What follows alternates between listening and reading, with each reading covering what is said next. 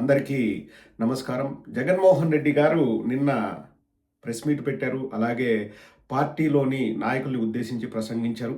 అవి వైరల్ అయ్యాయి. ఆ వీడియోలన్నీ చక్కర్లు కొడుతున్నాయి. రాష్ట్ర ప్రజలందరూ కూడా జగన్మోహన్ రెడ్డి గారు ప్రజల కోసం చేసిన మంచి పనిని మెచ్చుకుంటున్నారు. వేయినోళ్ళ పొగుడుతున్నారు. అది చూసి ఓర్చుకోలేని కూటమి ప్రభుత్వం అవాకులు చెవాకులు పేలడానికి సిద్ధమైపోయింది. వాళ్ళ యెల్లో మీడియా అయితేనేమి, తెలుగుదేశంలో ఎవరు పెద్దగా మాట్లాడడం లేదండి. అది ఎందుకో మనకు కూడా తెలీదు. ఎందుకొచ్చిన గొడవ ఇప్పుడు మనం మాట్లాడి, అవి వాళ్ళు నోట్ చేసుకొని, రేపు మళ్ళీ వాళ్ళ ప్రభుత్వం వచ్చినప్పుడు మనం ఎందుకు ఇబ్బంది పడాలని వాళ్ళు అనుకున్నారేమో. ఎందుకంటే నువ్వు నేర్పిన విద్య నీరజాక్షి అని, ఎర్రబుక్కు రాజ్యాంగం అని రాష్ట్రాన్ని గబ్బు పట్టించారు నారా లోకేష్ గారు. సో కూటమి ప్రభుత్వానికి సంబంధించిన ఒక వ్యక్తి, అతని పేరు సత్యకుమార్ అనుకుంటాను, వైద్య ఆరోగ్య శాఖ మంత్రి. అతను వచ్చి ప్రెస్ మీట్ పెట్టాడు. ఒక 8 నిమిషాలు నేను వీడియో చూశానండి. ఫస్ట్‌లో రాష్ట్రానికి చుట్టపు చూపుగా వచ్చే అతిథి అని మాట్లాడారు జగన్మోహన్ రెడ్డి గారి గురించి. అలాగే మీకు దమ్ముంటే, మీకు చేతనైతే నన్ను అరెస్ట్ చేయండి, నా మీద కేసు పెట్టండి, నేనే కదా విధి విధానాలు నిర్ణయించింది ప్రైవేట్ పరం చేయాలని చెప్పేసి మాట్లాడుతున్నారు. ఇంకా ఏవేవో మాట్లాడుతున్నారు. నరేంద్ర మోడీ గారిని అరెస్ట్ చేస్తారా, నీతి ఆయోగ్ని అరెస్ట్ చేస్తారా, ఇది బెదిరించడమే, అహంకార ధోరణికి ఇది పరాకాష్ట, అది ఇది అని చెప్పేసి మాట్లాడుతున్నారు. ముందుగా సత్యకుమార్ గారికి ఆంధ్ర రాష్ట్ర ప్రజల తరపున ఇది కౌంటర్ కూడా అనుకోవాల్సిన అవసరం లేదండి. అతను ఏదో మాట్లాడుతున్నాడు, అతని ఉనికి కోసం అతను ఏదో మాట్లాడుతున్నాడు. మాకు కొన్ని సూటి ప్రశ్నలు ఉన్నాయి. ఈ టాపిక్‌లోకి వెళ్ళే ముందు కంటే కూడా కొన్ని ప్రశ్నలు మిమ్మల్ని అడగదలుచుకున్నాం సత్యకుమార్ గారు. అసలు మీరెవరు? మీకు మా రాష్ట్రానికి ఏమిటి సంబంధం? ఎలక్షన్స్ ముందు ఒక 6 నెలల ముందు ఇతని పేరు నేను విన్నానండి. ఎవరో మాట్లాడుతున్నారులే అనుకున్నాను. తర్వాత నాకు తెలిసిందేందంటే, ఇతని సొంతూరు ప్రొద్దుటూరు అని చెప్పేసి ఏదో ప్రచారం చేసుకుంటాడు. నాకు మిక్కిలి ఆశ్చర్యం వేసింది. మా ప్రొద్దుటూరుకు సంబంధించిన వ్యక్తా? ప్రొద్దుటూరులో ఇటువంటి రాజకీయ నాయకుడు ఉన్నాడా అనేది నాకు ఆశ్చర్యం వేసిందండి. అంటే మామూలు ఆశ్చర్యం కాదు. నేను షాక్ అయ్యాను.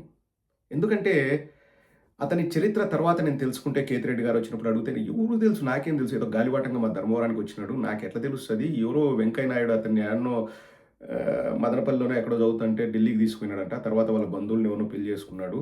తర్వాత అట్లా అట్లా లాబింగులు చేసుకుంటూ, అదేలేండి ఇంకా వాడుక భాషలో లాబింగ్ అంటారు, విధేయతను చూపిస్తూ ఏదో వాళ్ళ కాళ్ళు వీళ్ళు గడ్డాలు పట్టుకొని ఎదిగాడు అని చెప్పేసి అన్నారు. అంతకంటే నాకు ఎక్కువ తెలియదండి ఈ సత్యకుమార్ అనే వ్యక్తి గురించి.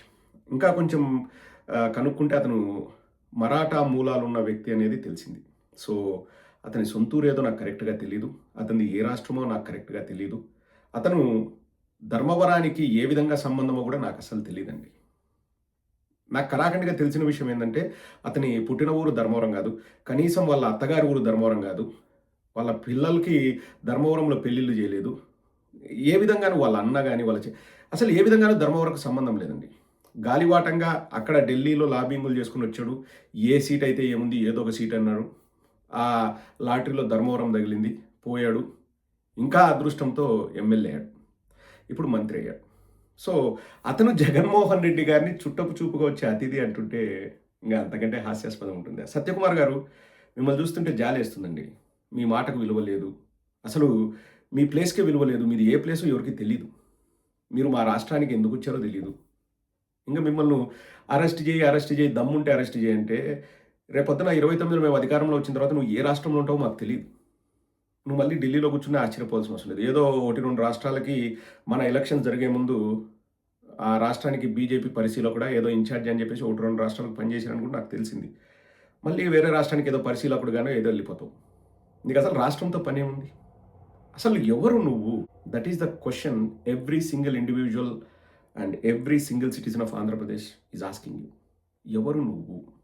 ఫస్ట్ దానికి సమాధానం చెప్తే మిగతా విషయాలు మనం మాట్లాడుకోవచ్చు. నీకు అనిపించట్లేదా, నేను అసలు ఎప్పుడు ఈ రాష్ట్రంలో లేను, ఈ రాష్ట్ర రాజకీయాలు నేను పట్టించుకోలేదు, ఈరోజు నేను వచ్చేసి ఇలా మాట్లాడుతుంటే నాకే కొంచెం సిగ్గుగా అనిపిస్తుందని మీకు ఎప్పుడు అనిపించట్లేదా సత్యకుమార్ గారు? దమ్ముంటే అరెస్ట్ చేయండి అంటే ఇక్కడ దమ్ముతో పని లేదు. ఇప్పుడు మీకు కూడా ఎర్రబుక్కు రాజ్యాంగం బాగా వంటబట్టినట్లుంది. నాకు నచ్చితే నేను అరెస్ట్ చేయను, నచ్చకపోతే అరెస్ట్ చేస్తాను, అరెస్ట్ చేసి సునకానందం పొందుతాను, బయటకు వచ్చేసి నేను అరెస్ట్ చేశాను చూసారా, వేరే వేరే కారణాలకు అరెస్ట్ చేసి బయటకు వచ్చి మాత్రం కక్ష తీర్చుకోవడానికి అరెస్ట్ చేశాను చూసారని అది మీ అందరికీ ఒక అలవాటైపోయినట్లుంది. నన్ను దమ్ముంటే అరెస్ట్ చేయండి. ఇక్కడ దమ్ముతో పని లేదు. ఆధారాలు ఉంటే చాలు. మనం చట్టాలకు మనం గౌరవం ఇవ్వాలి. ఒక మంత్రి పొజిషన్‌లో ఉన్న వ్యక్తి దమ్ముంటే నన్ను అరెస్ట్ చేయండి అని మాట్లాడడం దివాలా కోరుతనానికి నిదర్శనం. సత్యకుమార్ గారు మీకు తెలుగొచ్చో రాదో నాకు తెలీదు గానీ, మీరు మా రాష్ట్రం వాళ్ళు కాదు. అలా మాట్లాడకూడదు. ఒక మంత్రి స్థాయిలో ఉన్న వ్యక్తి మీరు అధికారంలో ఉన్నప్పుడు దమ్ముంటే నన్ను అరెస్ట్ చేయండి. ఇంకా అంతకంటే చౌకబారు మాటలు మా ఆంధ్రప్రదేశ్‌లో మేము వినలేమండి. మీది ఏదో రాష్ట్రం కాబట్టి మీకు తెలియక మీరు మాట్లాడుతూ ఉండొచ్చు. అది పద్ధతి కాదు. మీరు మాట్లాడొద్దు. దయచేసి అట్లా మాట్లాడొద్దు. దమ్ముంటే అరెస్ట్ చేయండి. ఇక్కడ దమ్ముతో పని లేదండి. ఆధారాలు ఉంటే చాలు.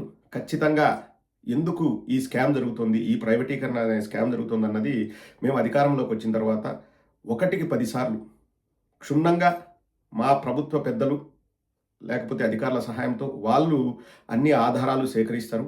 ఎవరికి మేలు చేకూర్చాలని, ఎవరిని కోటీశ్వరులను చేయాలని ఈ ప్రైవేటీకరణ అనే ఒక పన్నాగం పన్నారో వాళ్ళు ఛేదిస్తారు. అప్పుడు ఛేదించినప్పుడు మీ పేరుంటే మీరు కూడా ఖచ్చితంగా జైలుకు వెళ్తారు. ఎందుకంటే మన చట్టాలకు, మన న్యాయస్థానాలకు మనం గౌరవం ఇవ్వాలి.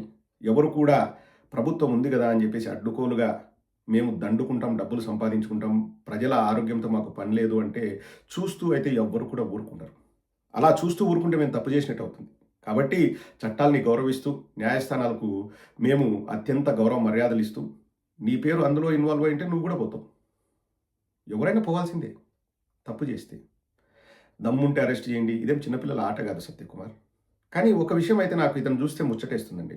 ఒక రాజకీయ అనుభవం ఉన్న వ్యక్తిగా, రాయలసీమలో రాజకీయాలు ఎలా ఉంటాయో చూసిన వ్యక్తిగా, మరీ ముఖ్యంగా మా కడప జిల్లాలో రాజకీయాలు ఎలా ఉంటాయో చూసిన వ్యక్తిగా ఇతన్ని చూస్తే మాత్రం నాకు ముచ్చటేస్తుంది.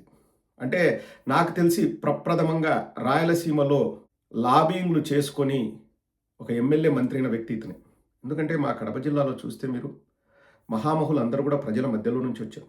గొప్ప చదువులు చదువుకొని అందరూ చాలామంది డాక్టర్ అండి. మా జిల్లాలో ఉన్నంతమంది డాక్టర్ ఎమ్మెల్యేలు ఒక టైంలో రాష్ట్రం మొత్తం మీద కూడా ఉమ్మడి రాష్ట్రంలో కూడా లేరంటే అతిశయోక్తి కాదు.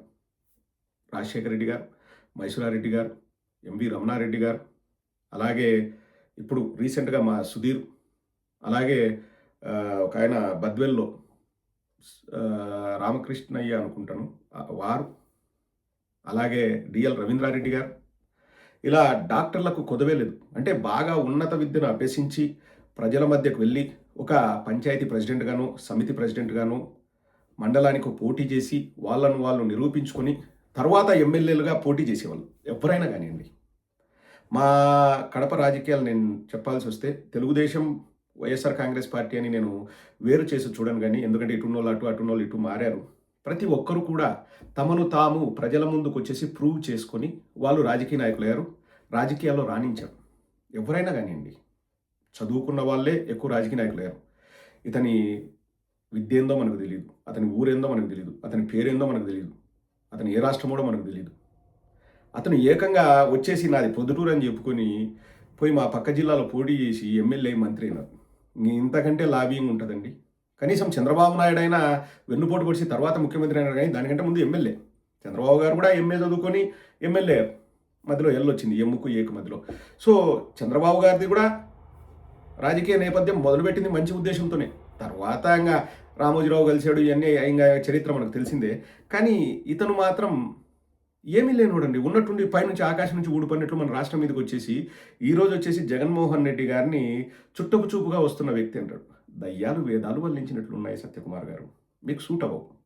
ఇంకా ఇంతకంటే మీ మీద నేను కౌంటర్ ఇవ్వాలనే మాట్లాడాలనే నాకే సిగ్గుగా అనిపిస్తుంది. మా రాష్ట్రం కాని వ్యక్తి ఏదో రాజకీయ నిరుద్యోగంలో భాగంగా వాళ్ళ కాళ్ళు వీళ్ళ గడ్డాలు పట్టుకుంటే మా రాష్ట్రంలో ఏదో అవకాశం వచ్చిందని మేము అనుకున్నాం తప్పితే మా రాష్ట్రంలో ఒక మంచిది అయితే ఉందండి, ఇప్పటికీ ఉంది. పరాయవాడైనా కానీ ఆదరిస్తారు మా రాష్ట్రంలో. నువ్వు ఏదో చుట్టం చూపుగా నువ్వు వచ్చావా, మా జగన్మోహన్ రెడ్డి గారు వచ్చారా? గుండెల మీద చేసుకొని ఆత్మపరిశీలన చేసుకో సత్యకుమార్ గారు. ఇంకా దమ్ము గిమ్ము గురించి మాట్లాడొద్దు. అధికారంలో ఉన్నప్పుడు మీరు దమ్ము ఉంటే నన్ను అరెస్ట్ చేయండి. చిన్నపిల్లోడికి కూడా తెలుసు పోలీసుల్ని ఎట్లా ప్రభావితం చేస్తుంది ఈ కూటమి ప్రభుత్వం అని. వాళ్ళ పని వాళ్ళు చేయనీకోకుండా వాళ్ళను మీరు తొక్కి పెడుతున్నారన్నది ప్రతి ఒక్కరికి తెలుసు. మీరే అసెంబ్లీ సాక్షిగా చెప్పుకున్నారు. 1250 కేసులు వేసాం మేము వైఎస్ఆర్ కాంగ్రెస్ పార్టీ వాళ్ళ మీద.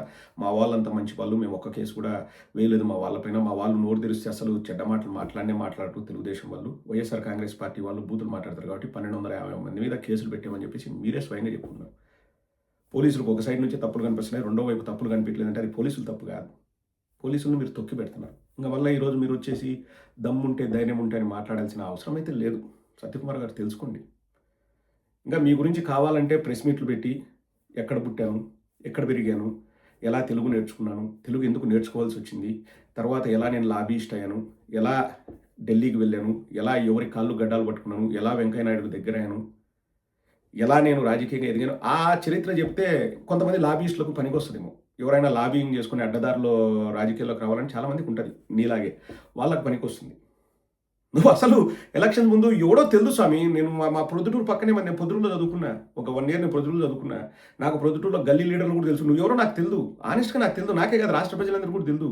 ఇంక నువ్వు వచ్చేసి జగన్మోహన్ రెడ్డి గారిని చూపుగా వస్తున్నావంటే సత్యకుమార్ గారు జోకులు బాగా వేస్తారండి.